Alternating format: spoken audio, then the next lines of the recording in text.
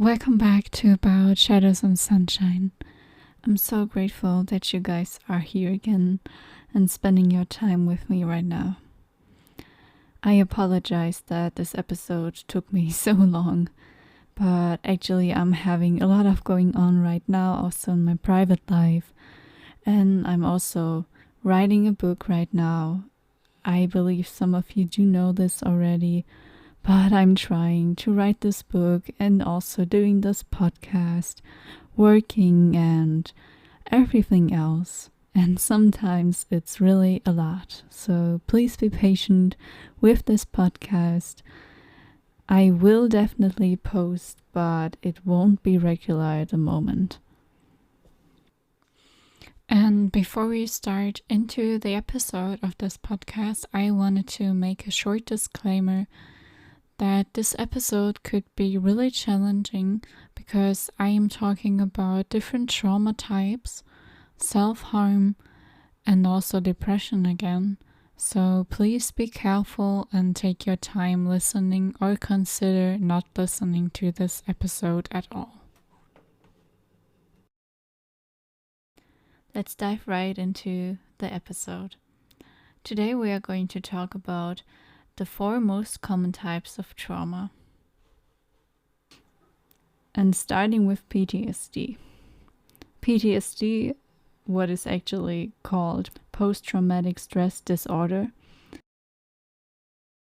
PTSD is a psychological trauma that develops in some individuals after experiencing or witnessing a distressing, life-threatening, or deeply upsetting event, such as violence, natural disasters, or serious accidents. PTSD is one of the traumas that doesn't appear directly after the traumatic event. It can show up years after, because of individual reasons like suppressing the trauma after life-changing events, such as job loss or a triggering event. PTSD can also affect the hippocampus and the amygdala areas in the brain, which regulate fear and the fight or flight response. If these areas change over time, PTSD can show up as well. Common symptoms of PTSD are flashbacks, nightmares, and unwanted negative thoughts about traumatic events. A tendency to avoid people, also activities or places that they associate with the trauma. Also overthinking.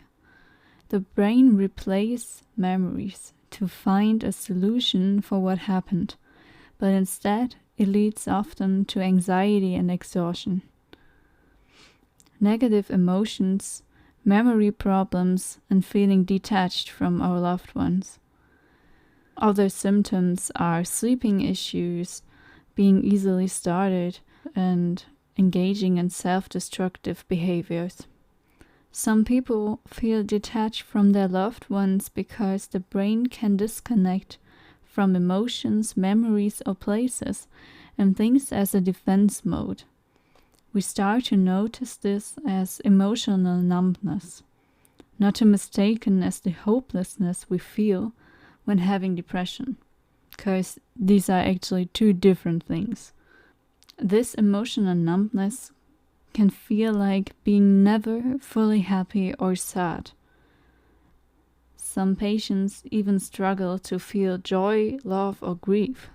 It feels like being shut down or muted for your own self-protection. We talked about depression in the last episode, where I told you how depression can also feel different.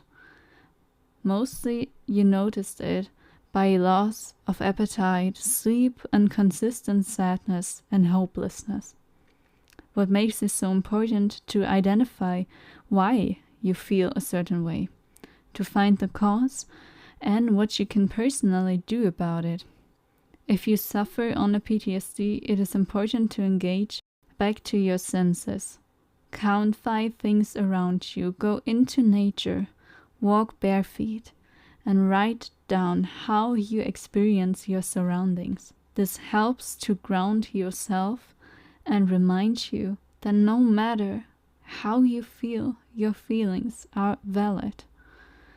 And as I always say, research and therapy, that mostly helps with all forms of trauma. Moving on to the next type, long-term or chronic trauma, mostly caused by repeating traumatizing or abusive events. Some examples are violence or repeated exposure to dangerous events. I personally can relate to this one pretty well. As a long-term trauma patient, I grew up with a toxic and narcissistic parent. It can cause many symptoms and needs a lot of self-care and patience.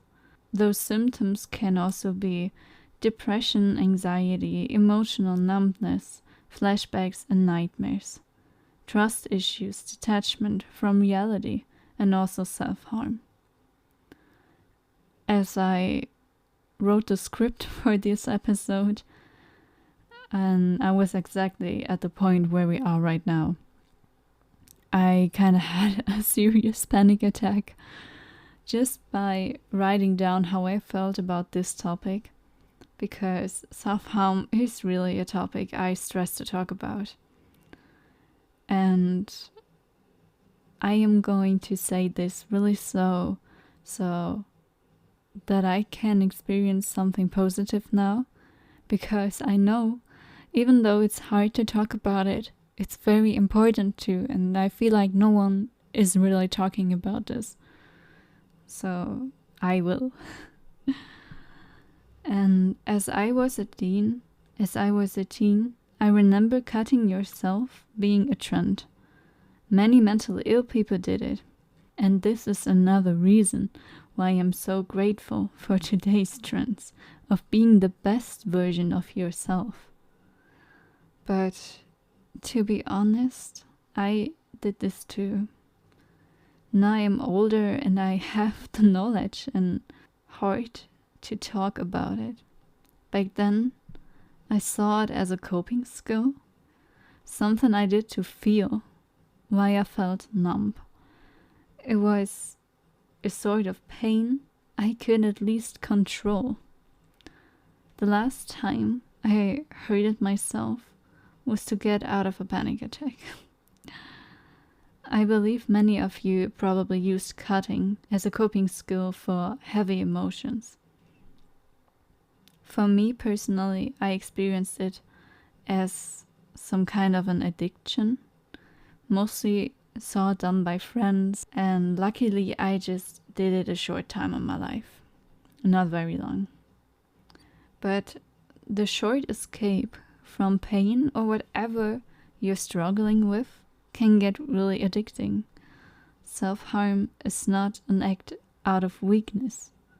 It is more of a try to deal with all the bad emotions or trauma. And I understand that it can be so hard trying to find a way out of pain, but listen to me, Angel. If I made it out of all this, you can too. You are not weak or less worthy for hurting yourself. You are trying to deal with everything, and you can stop punishing yourself for something that was out of your control and not your fault. You went through so much. I'm so proud of you. All those tears were not useless. They are a sign of healing and letting go. A sign of how strong you actually are. A beginning to hug yourself tight and never let go. Not again. You deserve it. To be seen. To be enough. To be you. And no one else. This is your path, and only you can walk it. The good thing is we can all heal from the trauma types through therapy, healthy relationships, and patience. Patience is something really important when it comes to healing yourself. It can be hard when it feels like as if you're doing more steps backward as forward, but trust the process. It's worth it. And most important, to be kind to yourself. Do things slow. Be aware of your thoughts and feelings. Be more in silence. Give yourself time to feel. And lately I'm feeling like silence is something really healing to me. Because when I sit in silence, thoughts come up, feelings come up. And that's the point where I have to convince myself that the fear of feeling everything has no reason, and that it's safe to feel everything. And the next type is called complex trauma. It arises from repeated or prolonged exposure to deeply distressing experiences, often occurring in childhood or in situations where the person feels trapped and powerless. These experiences are mostly repetitive events, like abuse, violence, neglect, exploitation, or imprisonment. Complex trauma can affect multiple areas of a person's life, such as relationships, self-worth, emotions, and the ability to feel safety. It often has long-term effects, a never-ending stress response of the body. It feels difficult to form healthy relationships due to manipulation, betrayal, or abandonment. Also a fractured self-identity and feelings of shame and guilt. People who suffer under this sort of trauma may have anxiety, mood swings, anger, or emotional numbness. Also a constant feeling of danger in normal situations. A huge fear of intimacy, so that they mostly avoid relationships at all. They sometimes do believe that they even deserved the trauma and that there is something wrong with them, what was obviously not the cause. But you can also do the same things I mentioned earlier for the other two types to get along with this trauma as well. I am currently discovering new ways to integrate more safety into my life by reparenting myself and constantly telling myself that I'm safe in the here and now. Because my mind often stays at the past, or my body responds to things in the here and now just based on past experiences. And if I notice myself thinking or saying that I am the problem, I directly comfort myself and remember myself that this isn't the real truth. Also, affirmations are a powerful tool to change your wrong beliefs. Listen to them in the morning or before you go to bed, because this can really affect your believing system. And the last trauma form I want to talk about is childhood trauma, and also codependency. Childhood trauma refers often to distressing or harmful experiences during early development that shape emotional, psychological, and behavioral patterns in adulthood. It can stem from neglect, abuse, loss, or unstable environments, and often has long-term effects on a person's ability to regulate emotions, to form relationships, and also to feel safe.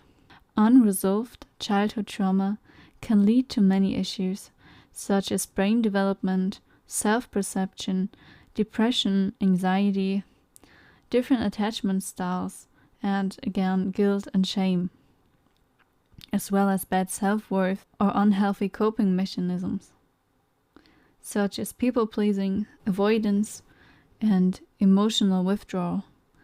Codependency can on the one side be caused by childhood trauma, other forms of trauma, or toxic relationships as well. Some kids were forced to take caregiving roles for their parents or siblings at a young age. This can lead to the tendency of trying to fix others. The fear of being abandoned by their parents or losing them can also cause a codependency, just as learning to suppress your emotions. Such as for childhood trauma and codependency, safety and mindfulness are pretty important. I'm going to tell you guys a real life story, how trauma can affect your real life and relationships. The story of Moon. A girl that suffered under her family, a one-sided relationship, and no emotional support. I talked to her and she's doing better now. So greetings go out to you if you're listening to this right now, Moon. But here's her story.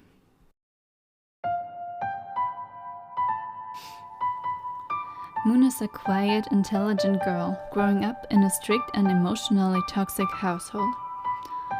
Thanks to a scholarship, she attends on an elite school, but inside she deeply feels alone. She struggles with depression, social anxiety, and often escapes into daydreams to cope. She was never allowed to talk to boys. Akio is the very first one she ever connects with. For months, Moon silently has a crush on Akio. One day, she accidentally follows him on Instagram. Curious about her international-looking profile, Akio messages her. Nervous, she pretends to be a Japanese. Akio, a fan of Japanese culture, starts chatting with her. After 4 days, Moon confesses the truth. She's actually his classmate. Akio is angry at first, but then surprisingly asks her to be his secret best friend. Moon is thrilled, but soon after she discovers Akio is in a relationship with her best friend Leah. And she didn't know that. Akio claims he doesn't really like Leah, but felt pressure into the relationship. For Moon, who's never experienced warmth or male attention before, even Akio's occasional flirting feels like sunshine to her. She clings to his replies even though he never messages her first. And towards me, Moon confessed that at that time Akio was the only source of her happiness. And after some time, Moon really got frustrated of Akio's behavior because he had so many other girls also around him. So some lines of him were also towards her. I am studying because your parents want an intelligent son-in-law. How can you die without me? And he also called her darling. And after those words, for Moon it was really hard to stop loving Akio. But then one day, her brother reads a message she sent to Akio and hacks into her Instagram account. But Moon isn't scared. She finds a way back and messages Akio again. This time, he begins to ignore her completely. The only source of her happiness in life fades away. She misses him, waits every day for a message that never comes. 2 months later, he sends her a simple hi. Moon lights up, but he disappears again. She keeps waiting for 8 months. She holds on to the hope that he will one day come back. But actually, he never did.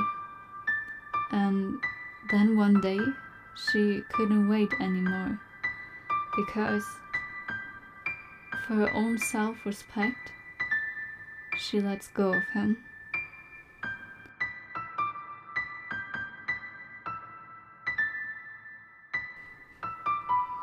I hope you guys like this story, and if you want to, you can also send me your own personal stories or also fictional stories on PixArt or also on my Pinterest account, because I think that's way more private, and you can also tell me a name you want to be called in the story.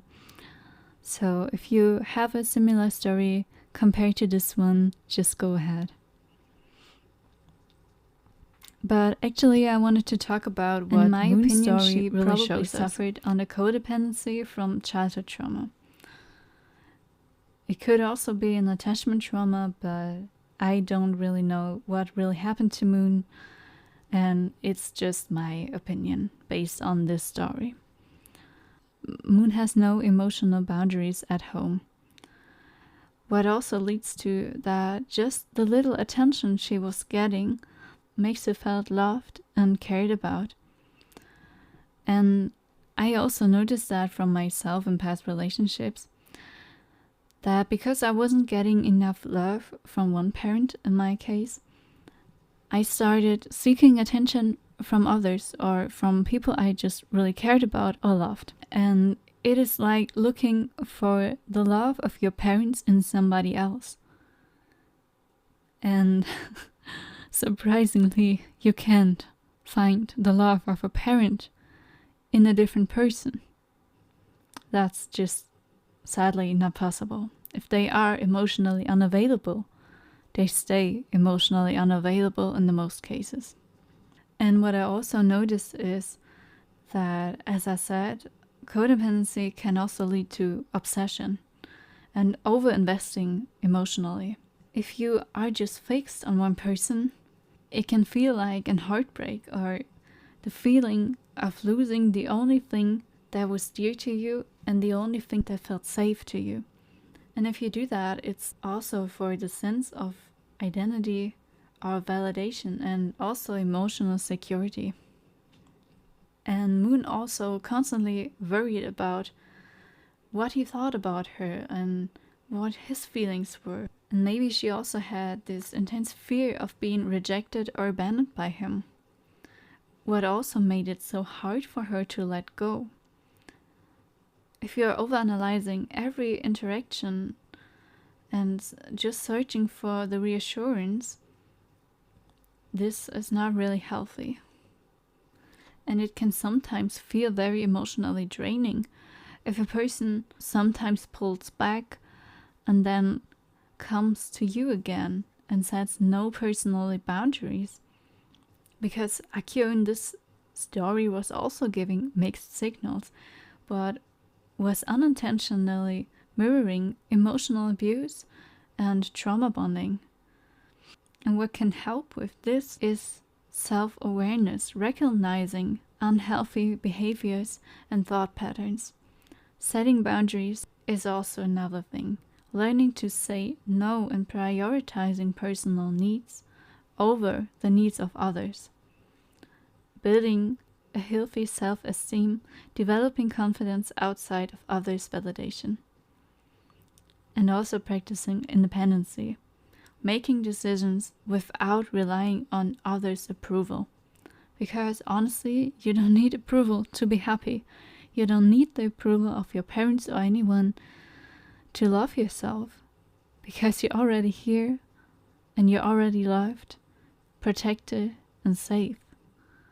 This was something you had from the beginning, and you don't have to fight for this. And if you had to, I'm so sorry. You had to experience this, but you can give this to yourself, even if it's a long way. And this is also what Moon does. She recognizes that he doesn't come back, and because she cared for herself at the end, she let go of him. And this is actually a real proof of healing, but it also takes a lot of time and patience, as I mentioned before. So if you liked the story, please subscribe to my podcast, and if you have other questions or stories, please let me know in the comments or wherever you feel safe to. See you guys in the next episode, and I wish you all a wonderful day. Bye bye.